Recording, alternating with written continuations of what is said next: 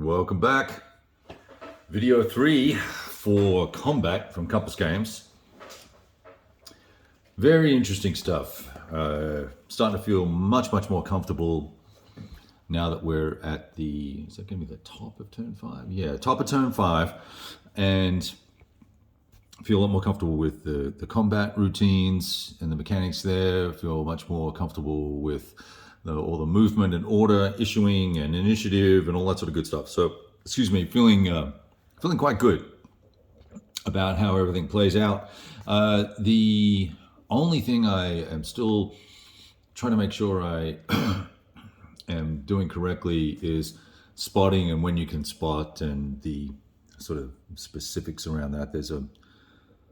I'm just not clear 100% on when someone can choose to attempt a spotting action. It generally appears to be only when you're activated, but it doesn't necessarily say that you have to do it immediately or when, right? So if you've got a movement order, you can move and then potentially spot. Can you spot and then move and then spot again? Little things like that I'm not 100% clear on. Hopefully someone in the comments of the video, or when I put this in the blog or on Facebook, someone somewhere will go, oh, here, ding dong, this is how you do that, and this is why. And that would be very helpful. I think that's all cool. The other thing that I feel like I'm missing out on here, and maybe it's just because of the introductory scenario, but there's a lot of cool little orders and these discard cards and events in here that I'm not having a chance to play any of those at the moment because there's no events played in the game. And you start with 3 cards. It's a 7-turn scenario. When you're out of cards in your hand, you then draw 1, but you don't seem to be activating any of these things that as you flip when you shoot guys to get your combat results, you're not necessarily using any of these particular items that are in here that add a little more flavor, like, artillery and +1s or -1s to combat capabilities and stuff like that. Anyway, that small issue there, I'm obviously going to need to set up another scenario and get going. So, top of turn 5, we're pretty much done here, and here's why. We have, I believe these 2 guys are actually units. Let me just check, actually. Yeah, I believe they both are. Oh, no, well, it's a damn dummy anyway. All right. So, bad wound. No matter what order I give him for firing, he is not going to be able to hit anything. And in fact, you know what? He's off the board because, look, he should come off at the end of the last turn. 3 + 2 is 5. He has a morale of 4, or is it only wounds that we count? I think it's only wounds we count. That's why he's still on the board. So I think that just goes like that. I think that's right. We'll double check that later on. Feel free to comment in the comments below if that's incorrect. So he can't hit anything. This guy has just been meandering around up here. He's not going to really get into the action anymore within a reasonable time. We know we got a dummy here. We had 4 units come on board here as reinforcements on turn 4. 2 were dummies and spotted and exposed. And we captured this guy here because he routed and was badly wounded. And this guy is now badly wounded as well. He is going to get a -3 on every firing attempt he makes. Now, arguably, he could try and throw a grenade or something like that into this hex, I guess. Pretty low chance of that being successful, even though he is adjacent. Even with the shooting at this range, he's going to end up with needing a 2 to hit. Here, let's roll the die. And he's only going to be able to do that with an aimed fire, and he's going to fire in the second activation, second impulse. So he's got a very low chance of actually surviving that exercise. Yeah, and he rolled a 3, so he would have missed. So I've got all my guys pretty much at full strength. So he can fire and he can fire at this dude. This guy can be given an evade order, so he'll move into the trees with his prisoner. We'll capture him. That'll get extra VPs. Over here on the left, I've got a lightly wounded and bandaged Sergeant Taylor. And I've got Private O'Connell here. They'll take aimed fire this turn. They'll fire at this guy to try and knock him out.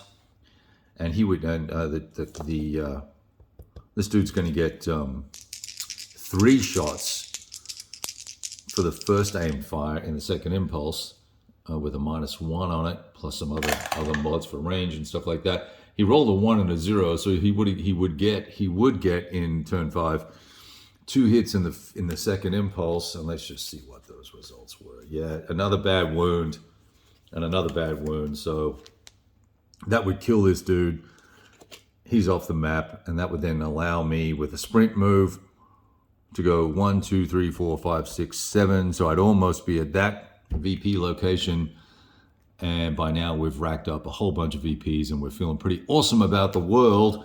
I would give this guy a run and gun, let him pick up this VP location here, which is also worth a stack because they're the 2 most furthest VPs. So by the end of turn 6, we'd probably be able to wrap up this chappie on the corner here, take him out with either suppressive fire or run and gun. Now here's the benefit of suppressive fire, now that I think about it, is you're making guys take morale checks, and if they fail those morale checks, their morale goes down, and it becomes worse and worse. And as their morale becomes worse, it makes it harder for them to execute against orders and shoot and fun stuff like that. So now as I noodle through this, suppressive fire can be pretty effective.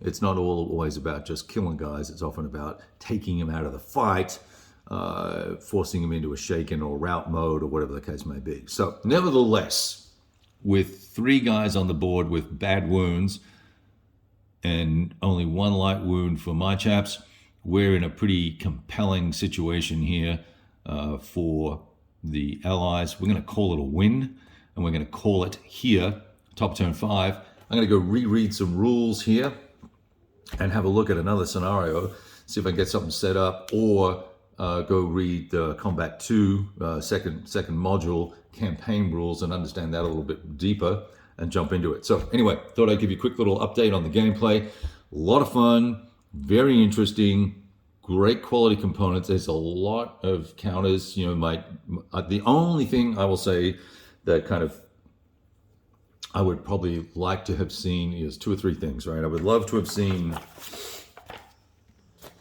this set of morale checks on a chart somewhere, so I don't have to look up in the book all the time. I would have liked to have seen the terrain and, well, I guess the terrain's got its own thing.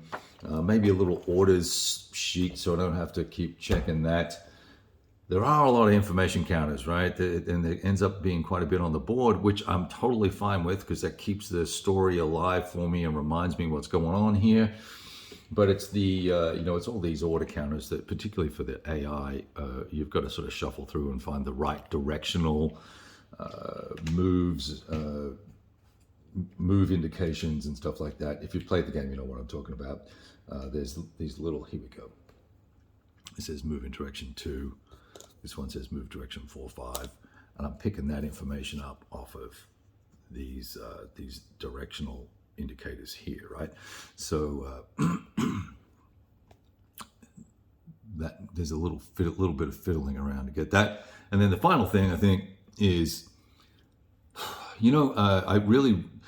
there's a lack of sort of compelling doctrine for the Germans.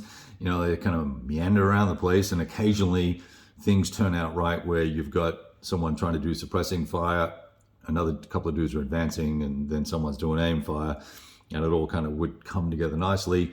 That really didn't happen here for us in this particular scenario, but I could see how it can happen just based on, all these cards that you've got here. The combinations are pretty interesting for the orders that are issued to the individual units for the enemy. So anyway, look, enjoyed it a lot. Plays very smoothly and very quickly once you get the hang of it. I never did get to throw my grenade or do a grenade. I realized I had to have a spotted enemy or a known enemy There would be another thing in the rules I'd probably like to clean up a little bit. So it's either it's spotted or it's known, or it's an enemy spotted, known, something or other. There's different words used to mean the same thing in some sections of the rules that just could be a little clearer. Found a couple little typos here and there on the charts, but in the sequence of play on the charts here on this guy, no big deal. But really pretty impressive package. And love the big maps and all the guys spread out all over the place. It's kind of fun. Cool stuff. All right, all the best. 10 minutes of me crapping on. There you go. Roll some dice. Later.